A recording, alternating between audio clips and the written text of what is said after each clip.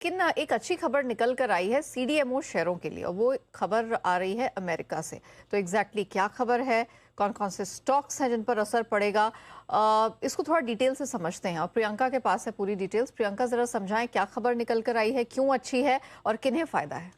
बिल्कुल नेहा, एक्चुअली क्या है, ये एक यूएस से बायो सिमिलर एक्ट, इसको मंजूरी मिलने की बहुत समय से बात हो रही थी। अब इस एक्ट के तहत होता क्या है कि फेडरल एजेंसीज जो है वो चीन से पहले बायोटेक इक्विपमेंट प्रोक्योर करती थी, लेकिन अब वहाँ रिस्ट्रिक्शन लग जाएगी और इसे कहते हैं बायोसिक्योर एक्ट। बायोसिक्योर एक्ट के तहत जिन इंडियन कंपनीज को फायदा होगा, जो सीडीएमओ स्टॉक्स हैं, उन्हें साफ तौर पर फायदा होगा। लेकिन पहले इस बिल को थोड़ा समझ लेते हैं। अब बिल के तहत जो कुछ चाइनीज कंपनीज थी, वो फेडरल फंडिंग का फायदा उन्हें अब नहीं दिया जाएगा। पहले ये प्रोविजन था।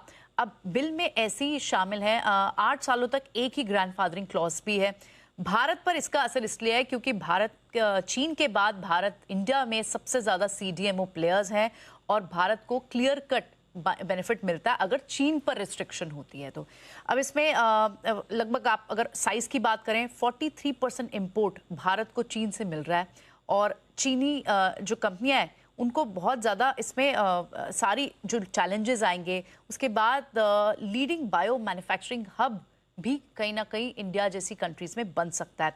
इसमें ना कुछ ब्रोकरेजेस की रिपोर्ट आई हैं और जो स्टॉक्स जो बेनिफिशियरी होंगे वो डिवीज लैब जैसे स्टॉक्स हैं जो आप देख रहे हैं 5% चढ़ा हुआ है। कोहांस लाइफ साइंसेज 2% की तेजी यहाँ पर है।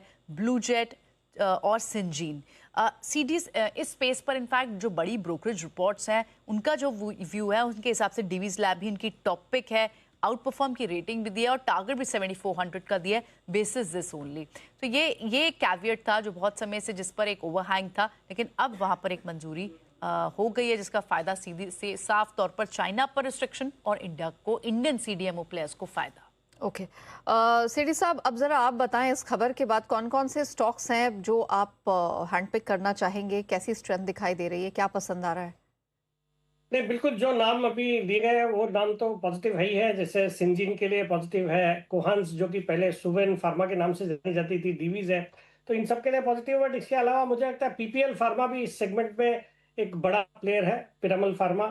फिर आपके मुझे लगता है ये Laurus labs also is one good stock from the space which can be looked at.